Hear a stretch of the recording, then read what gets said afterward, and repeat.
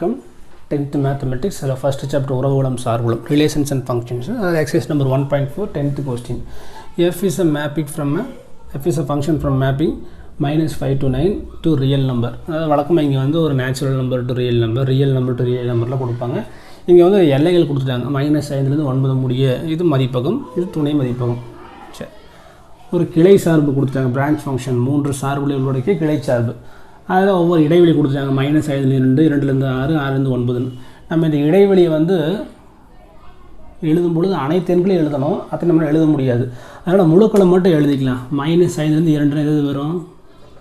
-5 -4 -3 -2 -1 1. சரி, 0 1 2 வராது. இங்கே வரும்பொழுது 2லேருந்து எழுதணும். 2 3 4 5 6 எழுதக்கூடாது. இங்கே எழுதும் பொழுது 6 7 8 9. எதுக்குன்னா நம்ம இங்கே எழுதும்போது ஈஸியாக இருக்குது, அதுக்காக தான். சரி, இப்போ முதல் கேள்வி வந்துடலாம். f of -3 f of 2 அது ரெண்டையும் கண்டுபிடிச்சி ரெண்டையும் கூட்டணும் இல்லையா? அப்போ சொல்யூஷன்.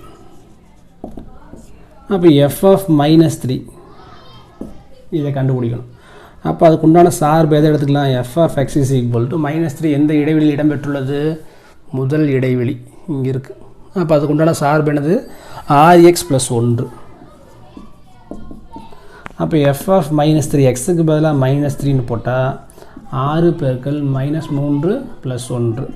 6 பெருக்கல் -3 நமக்கு தெரியும் -18 + 1. மாற்று குறிகள் வந்தால் பெரிய குறியை போட்டு கழித்து கொள்ள வேண்டும். அப்போ பெரிய குறி போட்டு கழிச்சாச்சு. அப்போ f of -3 நமக்கு கிடைச்சாச்சு. அடுத்து என்ன வேணும்? f of 2.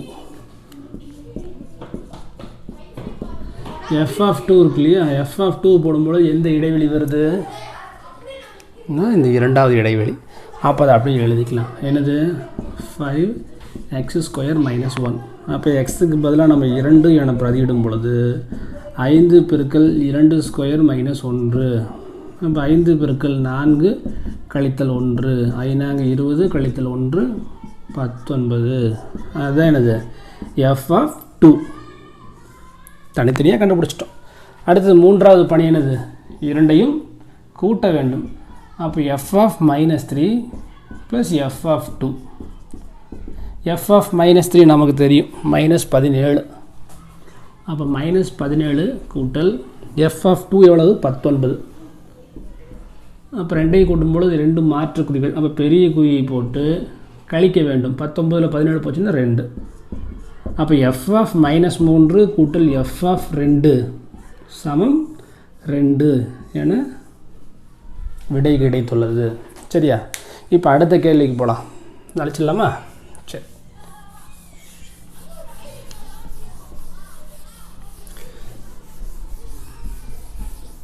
இப்போ செகண்ட் கொஸ்டின் பாருங்கள். f of 7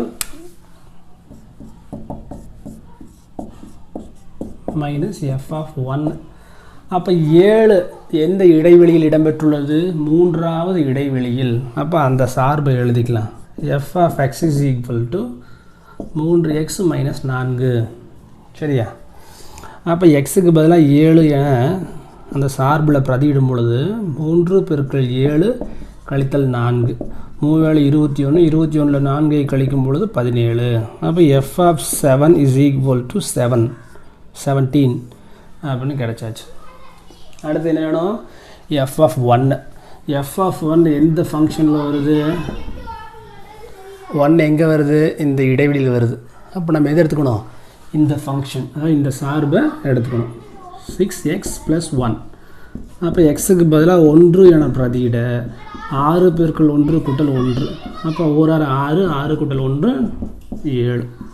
அப்போ f of 1 நமக்கு கிடைச்சாச்சு. சரி, இப்போ நம்ம கேள்விக்கு போயிடலாம். f of 7 - f of 1.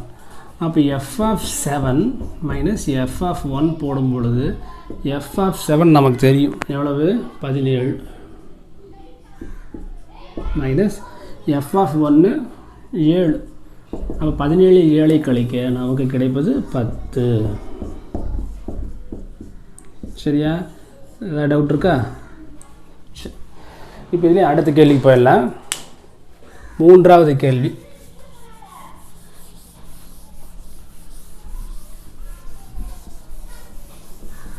என்ன கொடுத்துருக்காங்க 2f(4) + f(8). மூன்றாவது கேள்வி 2f(4) + f(8). சரி, அப்போ f(4) எங்கே வருது? இரண்டாவது இடைவெளியில் வருவதால் இந்த இரண்டாவது சார்பை எடுத்துக்கொள்ளலாம். அப்போ f(x) = 5x² - 1. xக்கு பதிலாக எதை பிரதியிட வேண்டும்? we have to substitute 4 instead of x. அப்போ 5 × 4² - 1.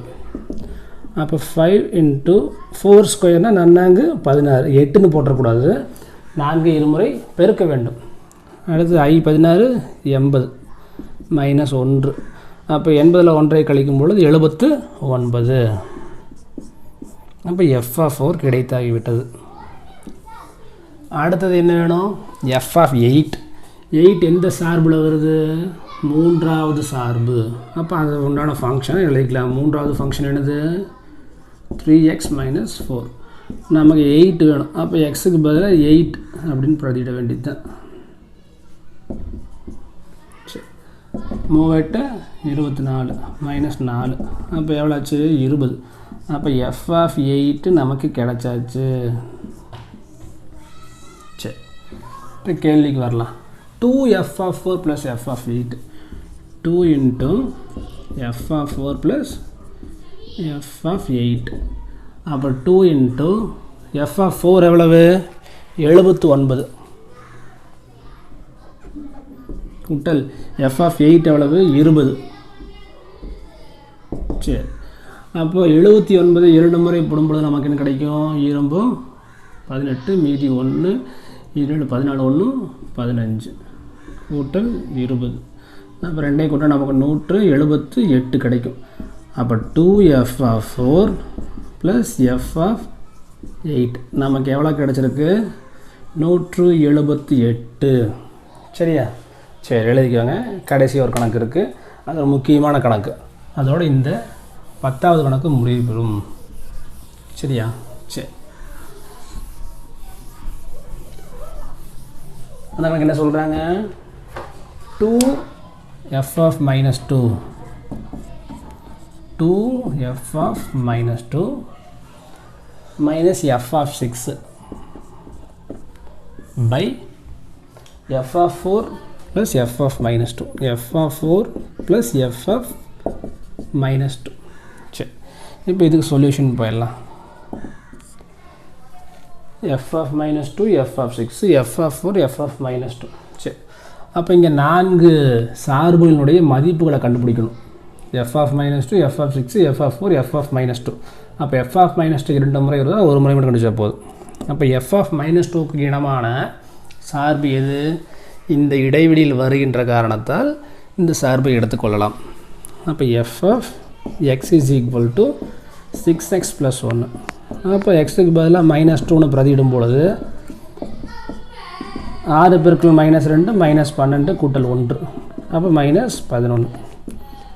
அப்போ f(-2) கிடைச்சாச்சு. f(6) வேணும். அப்போ அதுக்கு எந்த சார்பு எடுத்துக்கலாம்? 6 எங்கே வருது? மூன்றாவது இடைவெளியில். அப்போ இந்த ஃபங்க்ஷன் எடுத்துக்கலாம். அப்போ f(x) = 3x - 4. அப்போ எக்ஸுக்கு பதிலாக நம்ம 6ஐ பிரதியிட வேண்டும். அப்போ 3 × 6 - 4 3 18. 18ல் 4ஐ கழித்தால் நமக்கு கிடைப்பது 14. அப்போ f(6) = 14. சரி, அடுத்து f(4). 4 எந்த இடைவெளியில் வருகிறது? இரண்டாவது இடைவெளி. இது எழுதணும்னா கொஞ்சம் ஈஸியாக இருக்காது. டக்குன்னு பாஸ் சொல்லிட்டு யோசிச்சுட்டு இருப்பீங்க. அப்போ இதெல்லாம் எழுதிட்டு நல்லா இருக்கும். அப்போ 4 வரக்கூடிய இடைவெளி 5x². அப்போ அந்த இடைவெளியை முதல்ல எழுதி வச்சுக்கலாம். என்னது? 5x² - 1. எக்ஸுக்கு பதிலாக 4ஐ பிரதியிடும் பொழுது 5 4னுடைய வர்க்கம். இது முதல்ல நம்ம போட்டு வச்சுருக்கோம். 79 வந்துச்சு இல்லையா? அதுதான். இருந்தாலும் நம்ம மறுபடியும் போட்டுக்கணும். அப்போ 79. சரி, இப்போ அனைத்து மதிப்புகளையும் கண்டுபிடித்து விட்டோம். இப்போ அவங்க கேட்ட கேள்வியில் ஒன்றே பிரதியிட்டுடலாம். என்ன கேட்டிருக்காங்க?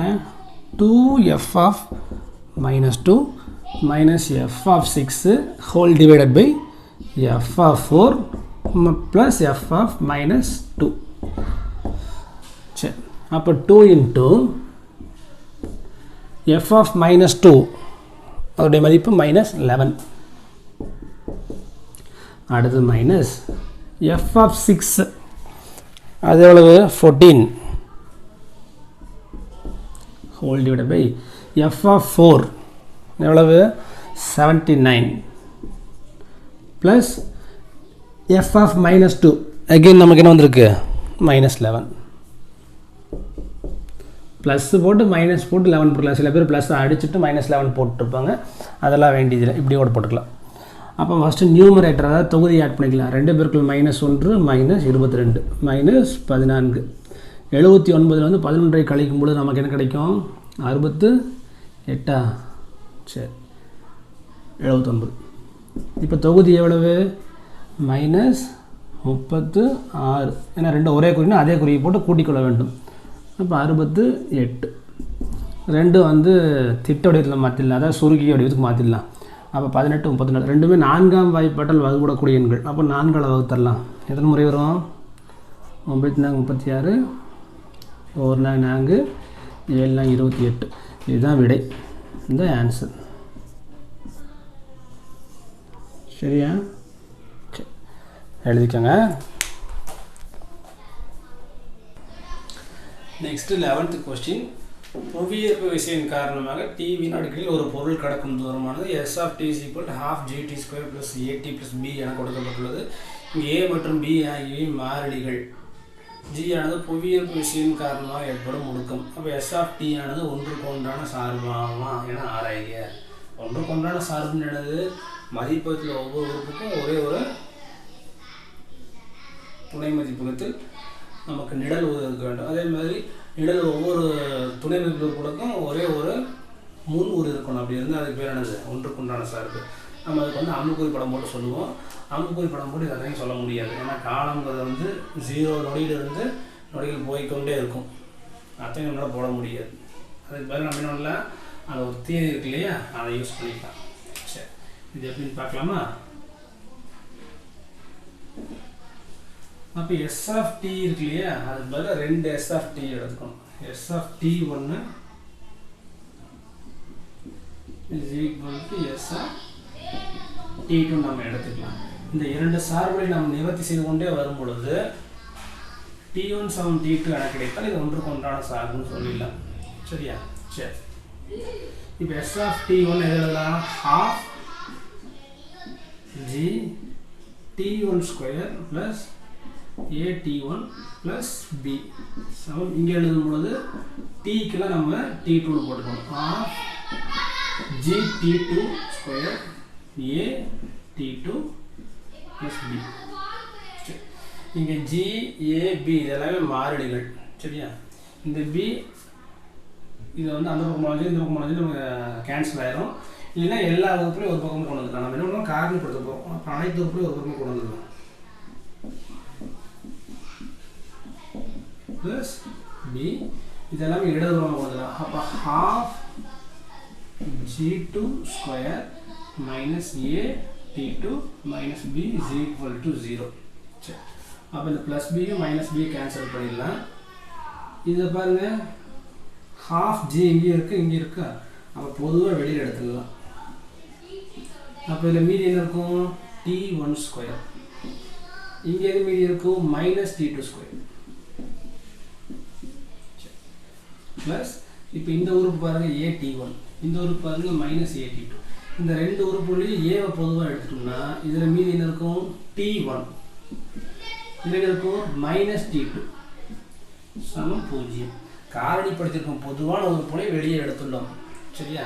சரி, இங்கே a ஸ்கொயர் மைனஸ் b ஸ்கொயருக்கு நமக்கு ஃபார்முலா தெரியும் இல்லையா, இந்த a ஸ்கொயர் மைனஸ் b ஸ்கொயருக்கு என்ன பண்ணுவோம், ஒரு முறை கூட்டிக் கொள்ள வேண்டும், ஒரு முறை கழித்து கொள்ள வேண்டும். இது வந்து என்னது, ஒரு அல்ஜிப்ராய்க் ஐடென்டிட்டி. அப்போ அதை இங்கே எப்படி பயன்படுத்தலாம். அப்போ half g t1 square minus t2 square, அப்போ ரெண்டே ஒரு முறை கூட்டிக் கொள்ளலாம். t1 ப்ளஸ் t2 ஒரு முறை கழித்துக் கொள்ளலாம் ப்ளஸ் இரண்டாவது உறுப்பு இருக்கு இல்லையா அதை அப்படியே வச்சுக்கலாம் is equal to 0.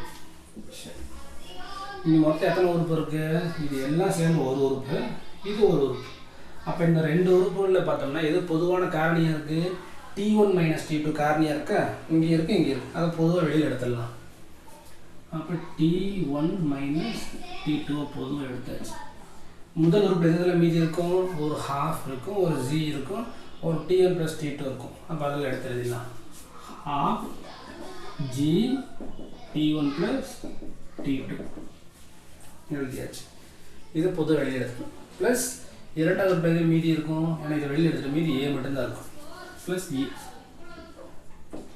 is equal to 0. இப்போ எத்தனை காரணிகள் இருக்குது இது ஒரு காரணி இந்த பிராக்கெட் ஒரு காரணி அப்போ முதல் காரணி வந்து என்னவா இருக்கலாம் 0 இருக்கலாம் இல்லைன்னா இரண்டாவது காரணி இருக்கு இல்லையா half g t1 plus t2 plus a is equal to 0 இருக்கும் அப்போ இந்த t2 வலதுபுறமாக கொண்டு போய்ட்டு நமக்கு என்ன ஆயிரும் t1 is equal to t2 சரியா அது 0வா இருக்கலாம் எல்லாமே போகலாம் இது 0 இருக்கிறது வாய்ப்பு இல்லை ஏன்னா இது ஒரு நேரம் இது ஒரு நேரம் ரெண்டு நேரத்தையும் கூட்டி ஜிங்கிறது வந்து புவியீர்ப்பு முடுக்கம் 9.8 மீட்டர் per செகண்ட் ஸ்கொயர் சொல்லுவாங்க இல்லையா அது இது ஒரு மாறிலிட்டாங்க அப்போ அனைத்து மாறிலையும் நம்ம கூட்டும் பொழுது நமக்கு விடையானது 0 வருவதற்கு வாய்ப்புகள் எங்கே மிக குறைவு அதை பற்றி கவலைப்பட வேண்டியது விட்டுடலாம் நம்ம என்ன எடுத்தோம் s of t1 எடுத்தோம் is equal to s of t2 கிடச்சிருக்கு ஆனால் விடை t1 is equal to t2 எனக்கு கிடைத்துள்ளதால் கொடுக்கப்பட்ட s of t ஆனது என்ன சொல்லிடலாம்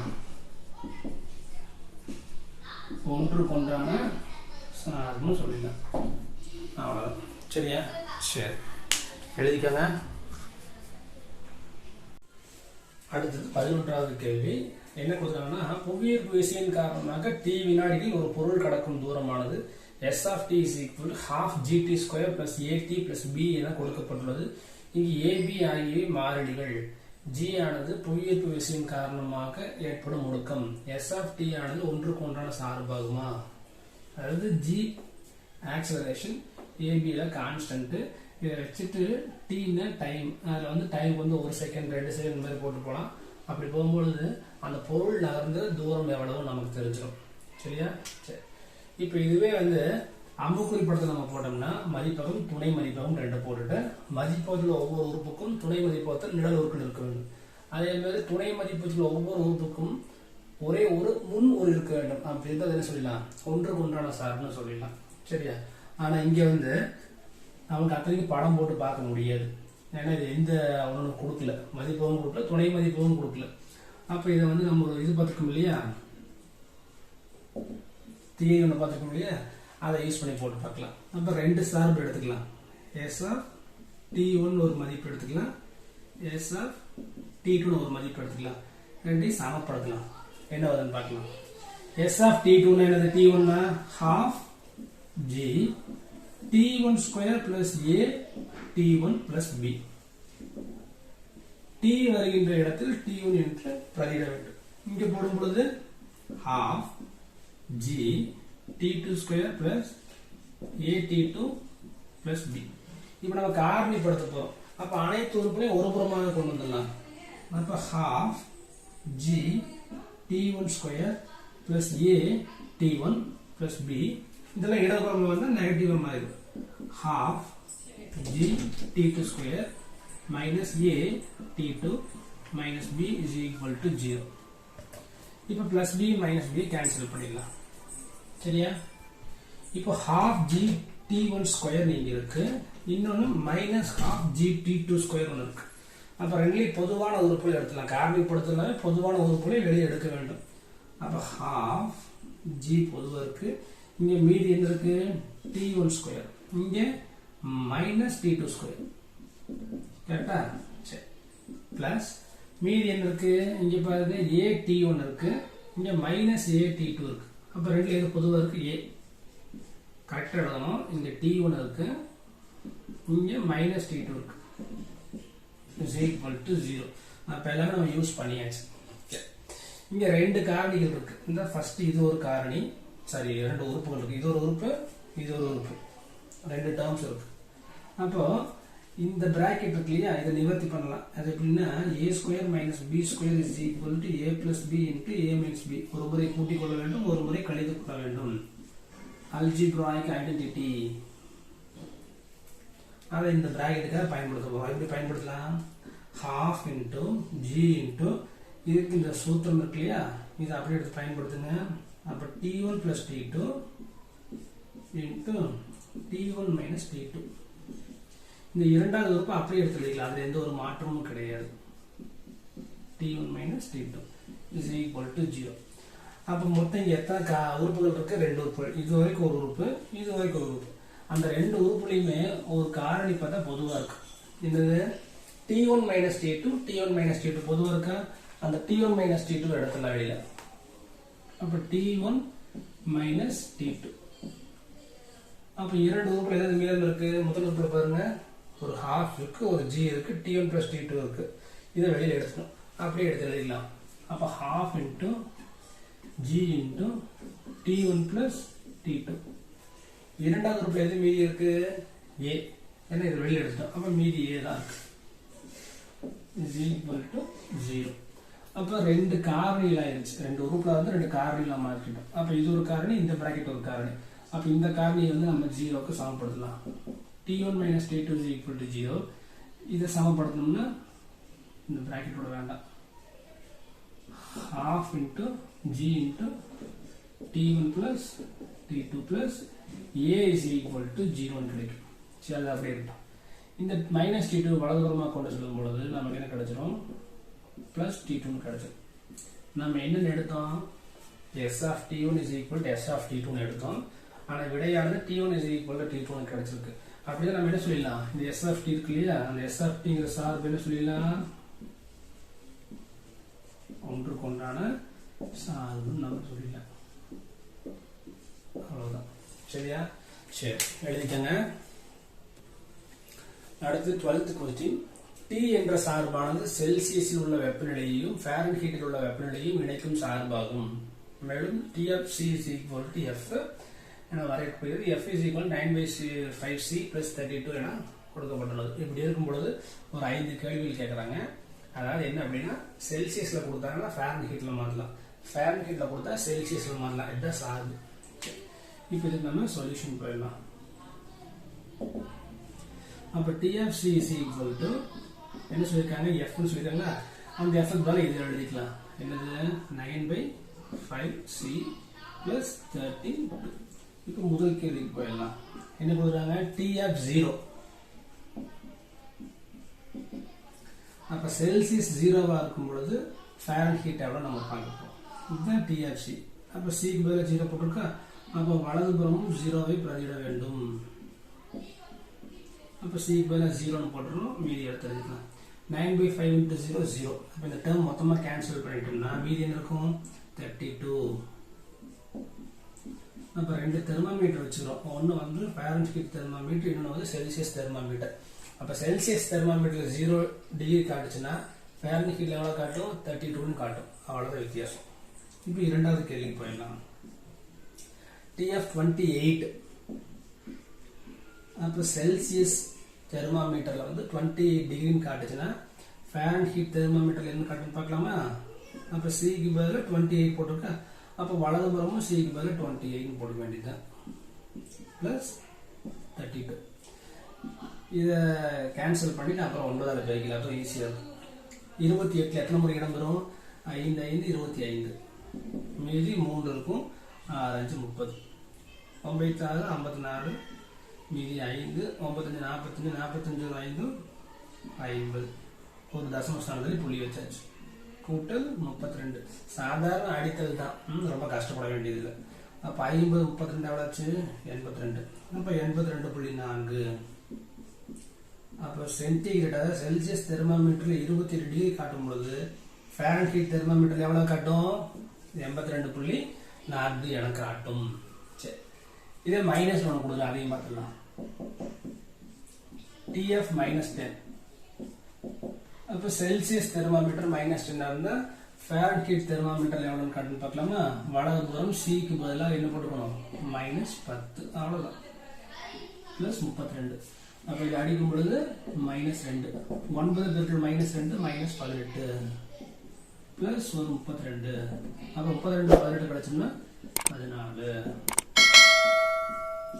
அப்போ t -10 சமம் 14 மூன்றாவது கேள்வி அதை போயிடலாம் மூன்றாவது கேள்வி முடிச்சு நான்காவது கேள்வி என்ன t of c is equal to 212 எனில் c இன் மதிப்பு என்ன வழக்கமா என்ன தெர்மாமீட்டர்ல வந்து சென்டிகிரேட்ல கொடுத்து ஃபாரன்ஹீட் கேட்டாங்க இப்போ வலதுபுறமா கொடுத்து இடதுபுறமா கேக்குறாங்க அதாவது ஃபாரன்ஹீட்ல 212 டிகிரியா இருந்தால் சென்டிகிரேட்ல செல்சியஸ்ல எவ்வளவு சென்டிகிரேட்னால செல்சியஸ்னால ஒண்ணுதான் உங்களுக்கு தெரியும் இல்லையா சரி அப்ப இந்த t of c இருக்கு இல்லையா அதுக்கு உண்டான சார்பு இங்க கொடுத்துருக்காங்க அப்ப இந்த சார்பு அப்படியே எடுத்து இங்க இடதுபுறமா எழுதிடலாம் என்னது 9/5c plus 32 is equal to 212 நமக்கு என்னதெல்லாம் வேணும் c தான் வேணும் அப்ப c மட்டும் இடதுபுறமா வச்சுட்டு ஒண்ணு அந்த பக்கமா கொண்டு போயிடலாம் அப்ப 9/5c is equal to 212 minus 32 இதை கழிக்கும்போது நமக்கு என்ன கிடைக்கும் 2 2 0 180 அப்ப 9/5c இப்போ நமக்கு என்ன வேணும் c தான் வேணும் அப்ப c இடதுபுறமாக வைத்துக்கொண்டு 180 வலதுபுறமாக வைத்துக்கொண்டு 9/5 பெருக்கல் c இருக்கு அப்ப வலதுபுறமாக போகும்போது தலைகீழா மாறும் அப்போ 5/9 இந்த 1/180 அடிக்கும்போது நமக்கு என்ன கிடைக்கும் 20 20 5 பெருக்கும்போது 100 அப்ப ஃபாரன்ஹீட்ல 212 டிகிரி அப்படின்னு காட்டுச்சுன்னா அதே செல்சியஸ்ல எவ்வளவு காட்டும் 100 ன்னு காட்டும் வேற ஒண்ணும் இல்லை சரியா ஐந்தாவது கேள்விக்கு போயிடலாமா ஐந்தாவது கேள்வி என்ன கொடுத்துருக்காங்க ஒரு ராசிகள் பார்க்கலாம்